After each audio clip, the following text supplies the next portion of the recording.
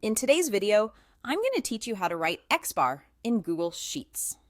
Now, if you're someone who often deals with statistical data, knowing how to represent the X-bar symbol can be quite essential. So, let's go through this step-by-step process to make sure you can easily implement it in your Google Sheets documents. First, begin by opening a new Google Doc. If you're starting fresh, head over to Google Docs and create an untitled document, ready for your work.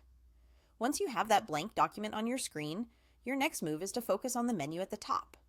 This is where most of the magic happens. We're specifically going to look for the Insert option, so go ahead and click on Insert. With the drop-down menu now in view, you need to navigate to Special Characters. Clicking on this will open a new window, giving you access to a wide range of symbols and special characters.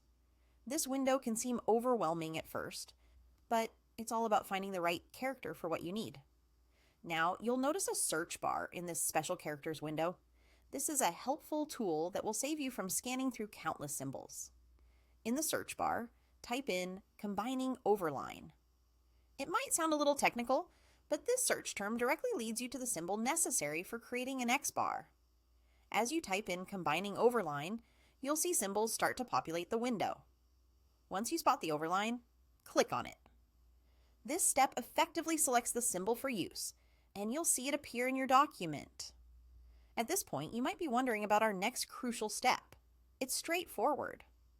Simply type the character X. By typing this after the overline has been selected, you effectively create the X-bar representation in your document. Once your X-bar is ready, make sure to close the Special Characters window to return to your regular editing view. With the X-bar now part of your document, the next step is to copy it.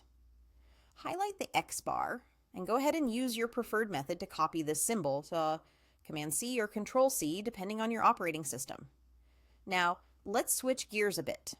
Open up your Google Sheets document where you need this symbol to appear. Once you're inside your spreadsheet, click on the cell where you want to place the X-bar. With the cell selected, simply paste the X-bar. You can do this by right-clicking and selecting Paste, or using the keyboard shortcut, Control-V or Command-V. Feel free to try this out and play around with it as needed for your projects.